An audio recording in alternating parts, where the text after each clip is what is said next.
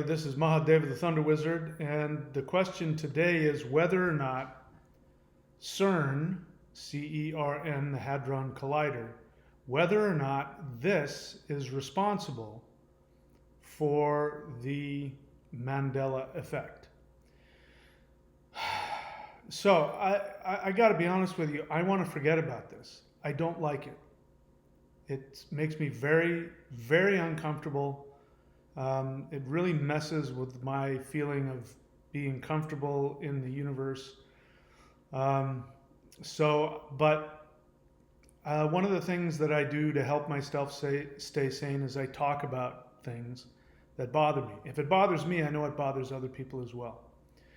So let's get that question out of the way. So first I need to clear up a misconception. It's bugging me because there's been more than one comment of people who come on to the channel, and for instance the latest one was, Mandela didn't die in the 80s, I'm from South Africa. And it's really frustrating because it shows you don't understand what the concept of the Mandela effect is. It's not whether or not you remember something differently than other people. That's part of the problem. The Mandela effect is saying, the assumption is that something has created a shift in the timeline or a merging of timelines, which means both events are true unless all it is everybody is misremembering things. So again, it's so frustrating when people don't use their brain, pay attention and think.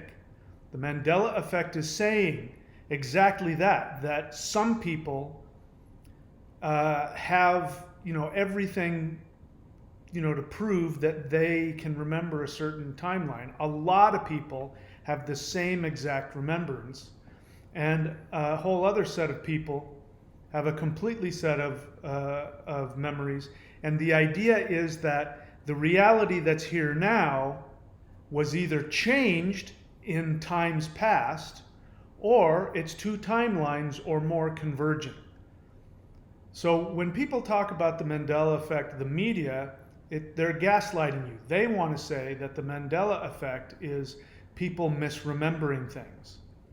So we have to be operating from the same assumption. If your assumption is that this timeline has not changed, that timelines can't be changed or superimposed, or that time can't be changed, then the only conclusion you can come to is that your remembrance of this timeline is the only one, and therefore anybody who thinks differently is mistaken.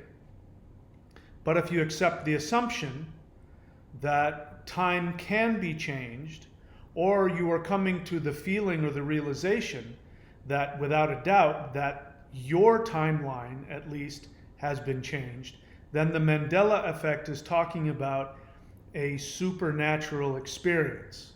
So please pay attention. It's so annoying when people don't, because you devalue everybody's experience. And the best that we can say now, if we accept the reality that timelines can be changed or superimposed or merged, the best that anybody can say is, the way I remember it is. So the latest one is somebody brought to my attention, and now that I've made a video about it, of course, people are going to bring these things to my attention, whether I like it or not. I honestly wish I could forget about all of this, because it is very traumatic for me, even though I think I have an idea of what's going on. But anyway, the latest one that somebody revealed to me is the Laurel and Hardy phrase, another fine mess. So bear in mind, again, I'm hoping, but it may not be true. I texted somebody who's even older than me, and my hope is they will remember the same thing that I do, because this is one of those iconic, ubiquitous things that you just don't misremember.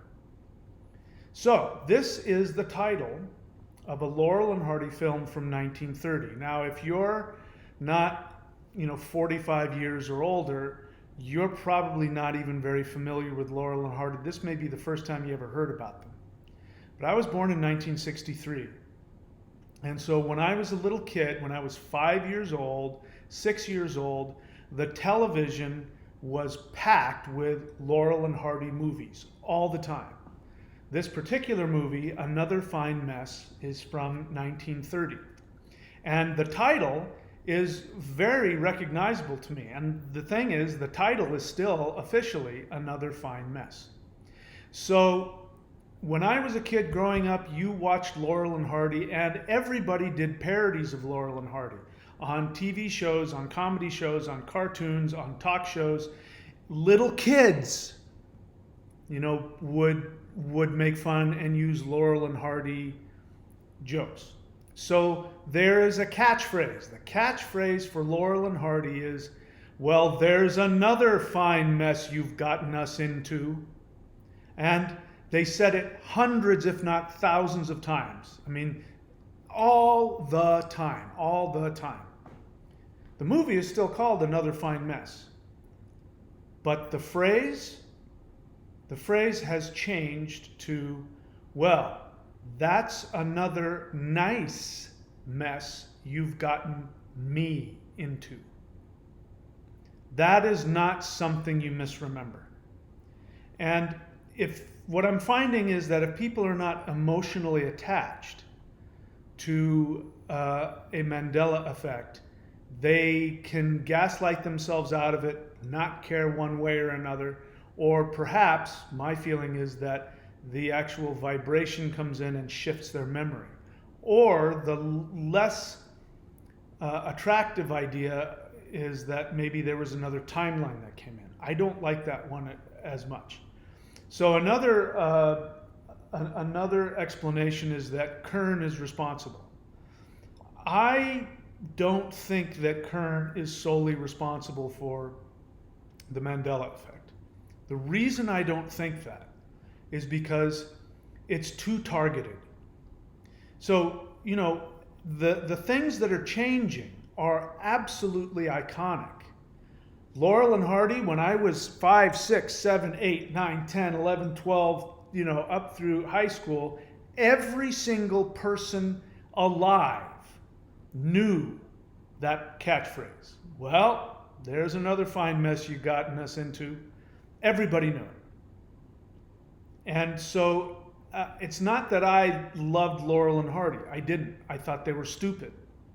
But when you only have 5 channels and there's nothing else on, that's it. You watch Laurel and Hardy movies. That's what you do when you're 5, 6, 7, 8, 9, 10 years old.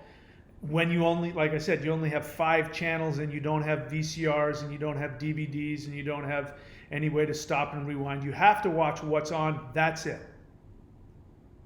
And so there's no way not to have been alive at that time and not know that, unless either you are from a different timeline than me, or the change in the vibration of changing the timeline changed your memory. There are some things that I have 2 memories about, and sometimes I have 2 feelings about. When it comes to Mandela dying in the 80s in prison, I kind of feel that I remember that. And yet I also remember that he was president and died in 2013. So I wouldn't have even known if he had died in 2013, to be honest, because I just didn't care and I just didn't pay attention because it wasn't important to me. It wasn't something that I focused on. So things that as a child you have a really strong memory of, you're going to have a strong emotional attachment to, and you're going to remember things precisely. So it's too targeted. The other thing is, if it were just CERN, however you say it, the Hadron Collider, changing and crashing timelines together, as I said before, it would be really chaotic. There would be people with 3 eyes, forearms. There would be people driving on the wrong side of the road, crashing into each other. There would be people, they would wake up, and for them, the United States was still a British colony. The things that keep life going smoothly, the really important things about life, would be completely jumbled and different, but they're not. If these are two different timelines, then there would be people who had three eyes and people who didn't.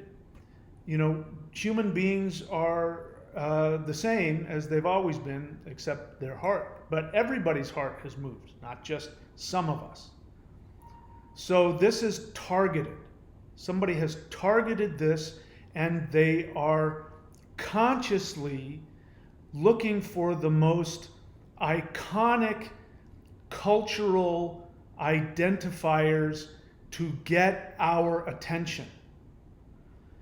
It is very unsettling for me that a lot of people remember things differently than me. Because it means that my reality is very tenuous. It means that my sanity is in question. And as somebody, again, who takes, not only pride, but takes, comfort in knowing what history is, when history is different. This has to be the biggest one. The thinker. The thinker was this.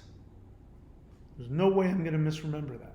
It wasn't this or this. So the fact that there's three versions of the thinker, that's totally screwed me up. In any case, what I can say to you is that it's more important than ever to be understanding 4D. I talked about it in previous videos. And the Thunder Wizard, the 8-pointed star, and the practices that we do when we focus on the 8 directions. Because when we do that, we tap into these energies. And if I'm right, which I'm still trying to figure out from my friends what the hell's going on, but the feelings that I've got is that they are definitely behind either 100% or they are involved in the Mandela effect, and they know that it's distressing to us, but from their perspective, speaking of the light beings, it's more important that we wake up. And so they're targeting the things that won't destroy our society and make us kill ourselves.